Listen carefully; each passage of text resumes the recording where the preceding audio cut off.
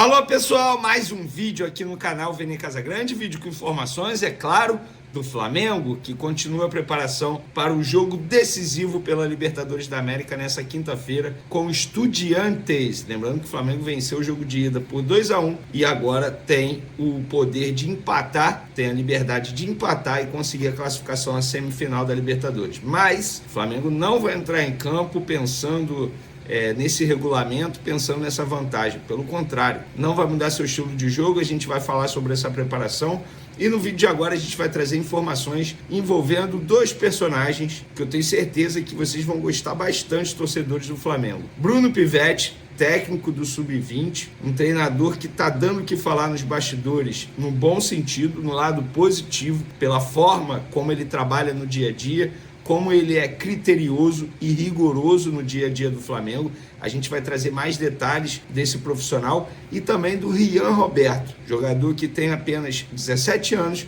e faz parte do Sub-20 e também está chamando a atenção de muita gente, inclusive do Felipe Luiz, e a gente vai trazer mais informações envolvendo esses dois profissionais. E sobre o Bruno Pivetti, esse treinador do Sub-20, acho bom vocês esperarem aí para ver o vídeo, porque vale a pena, tá? Mas antes, gostaria de pedir para você se inscrever no canal, soltar o dedo no like, ativar a notificação e também compartilhar esse vídeo com os amigos, com as amigas, e assim o canal Vene Casagrande vai crescendo cada vez mais. Conto com a ajudinha de vocês. Não deixe de hypar o vídeo também, isso é importante. Antes das informações principais, galera, o Pulgar, volante que está muito próximo de retornar aos gramados, ele deu uma entrevista ao jornalista Diogo Dantas, do jornal O Globo, e uma das declarações me chamou a atenção. Ele disse o seguinte sobre a lesão dele que ele sofreu na Copa do Mundo de Clubes. Abre aspas, me lembrou muito a primeira lesão que tive, quando jogava no Antofagasta, no Chile. Pego o atacante deles e,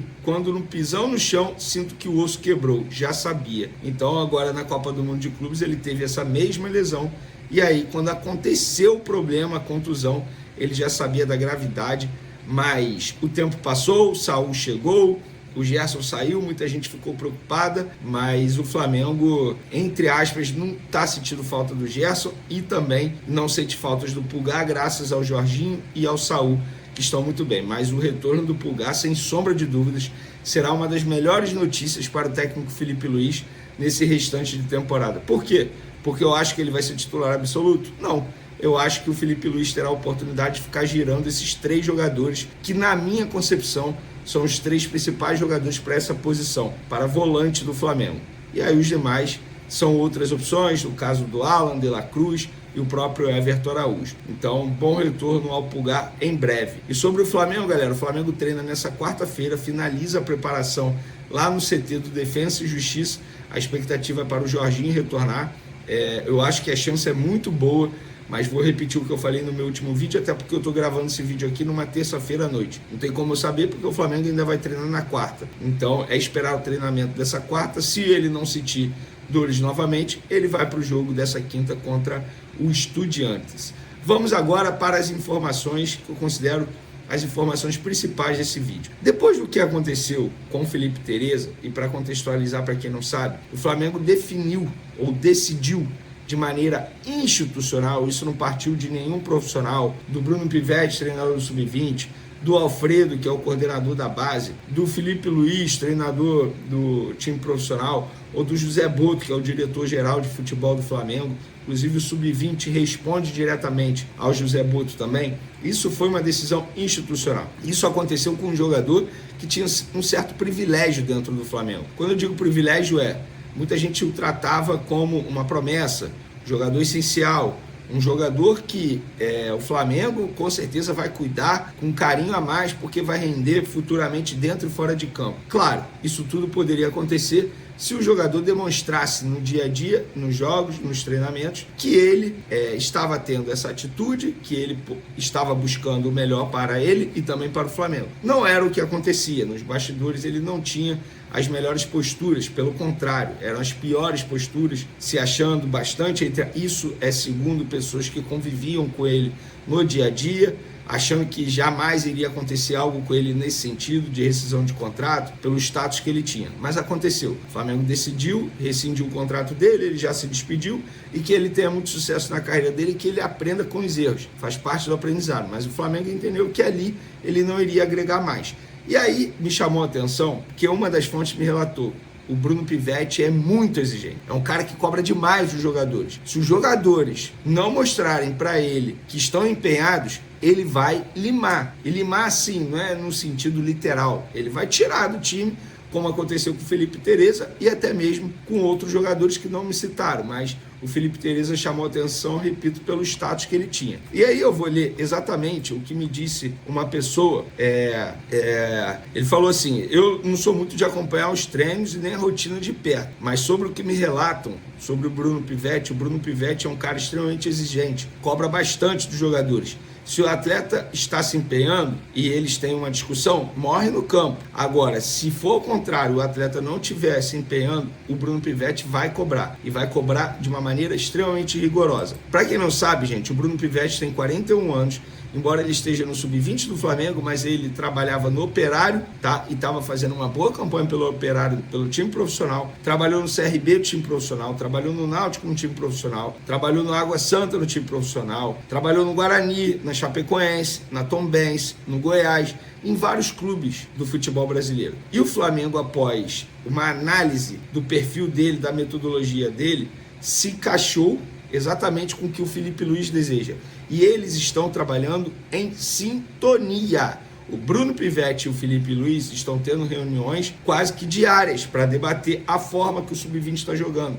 O Felipe Luiz quer o Sub-20 jogando igual o time profissional. Intensidade alta, marcação sob pressão, é exatamente igual. A filosofia será a mesma. Por que isso? Porque o jogador, quando ele sai do Sub-20 e chega para o profissional, se a metodologia, se a filosofia não for a mesma, ele vai encontrar dificuldade para se adaptar. É por essas e outras que alguns jogadores que muita gente achava que não iria acontecer isso, aconteceu, que deixaram o clube recentemente. Isso faz parte.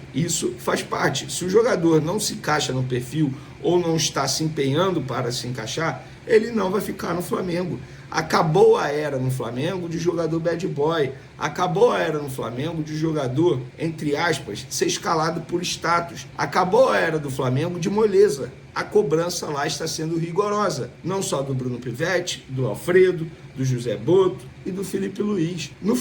Com o Felipe Luiz aconteceu com o Pedro. Aconteceu com o Alan Cian, já falei para vocês quando ele estava no Sub-20, também no profissional. Parou de ser relacionado. Se o jogador não estiver empenhado, o Bruno Pivetti vai cobrar. E ele no Flamengo, desde quando ele chegou, ele tem 13 jogos no Sub-20, 7 vitórias. Está fazendo bons jogos, inclusive campeão mundial Sub-20, em cima do Barcelona, aquele jogo eletrizante dentro do Maracanã. E, diante disso, tem um atacante que é um bom exemplo que está acontecendo agora. Por quê? Está se empenhando, está se encaixando no perfil de jogo que o Flamengo deseja para o Sub-20 profissional, intensidade. Um jogador que busca no dia a dia evoluir, busca conhecimento, tem apenas 17 anos, mas tem uma maturidade absurda nos bastidores, todo mundo relata isso. Tem 17 anos, mas já faz parte do Sub-20. Ele se chama Rian Roberto, um atacante destro, chuta com a direita, mas joga pela ponta esquerda. Pé trocado, como a gente costuma dizer atualmente no futebol. Exatamente, o Felipe Luiz gosta bastante desse jeito. Inclusive, ele vem treinando com o elenco profissional, eventualmente, quando é necessário, ele é chamado. No Sub-20 ele já tem 9 jogos nessa temporada, 2 gols. No Sub-17, porque ele ainda pode jogar pelo Sub-17, 33 jogos, 20 gols. Ele é um meteoro. Eu já vi o jogo dele. Você que não acompanha a categoria de base, vale a pena assistir um jogo do Rian Roberto. É um jogador que tem um potencial absurdo. Eu não tenho dúvidas que em breve ele vai estar sim fazendo parte do elenco profissional, fazendo aquela transição Sub-20, elenco profissional, Sub-20, elenco profissional, como aconteceu com outros atletas e com ele vai acontecer também. Onde eu quero chegar? Onde a minha apuração quer chegar? Que no Flamengo hoje acabou a moleza. O Bruno Pivetti é um treinador que cobra bastante e está todo mundo feliz com o empenho dele e o desempenho dele no dia a dia do Flamengo. Inclusive Felipe Luiz, inclusive José Boto, inclusive Alfredo Sampaio. E em relação a Rian Roberto, atacante promessa, você torcedor rubro-negro, fique de olho nesse jogador. daqui a alguns anos, vocês vão se lembrar do dia que o Vene Casagrande disse: fique de olho em Rian Roberto, porque é um baita jogador. Valeu, galera! Tamo junto, até o próximo vídeo. Torcida rubro-negra, segura a emoção porque as notícias do Mengão estão fervendo. A primeira bomba é sobre Bruno Henrique. A Procuradoria do STJD entrou com recurso pedindo o aumento da pena do atacante, que já havia sido suspenso por 12 jogos por ter forçado um cartão amarelo. A defesa do jogador também recorre, e esse caso segue gerando polêmica, mas o que a nação sabe é que Bruno sempre dá o máximo dentro de campo, e a ausência dele mexe com o ataque rubro-negro. A torcida só quer ver essa novela acabar logo para que o foco volte a ser dentro das 4 linhas, onde o nosso camisa 27 sempre mostrou ser decisivo. Enquanto isso, boas notícias surgem. O Flamengo divulgou a lista de relacionados para a viagem à Argentina, onde enfrenta o Estudiantes pela Libertadores. E a grande novidade é o retorno de Jorginho. Após 4 jogos afastado por conta de um edema na coxa esquerda, ele volta para reforçar o meio-campo e dar aquela consistência que fez tanta falta nos últimos jogos. A torcida comemora, porque sabe que Jorginho é o cara que equilibra o time, organiza a transição e ainda ajuda na pressão ofensiva. Esse retorno reacende a confiança para encarar o desafio fora de casa.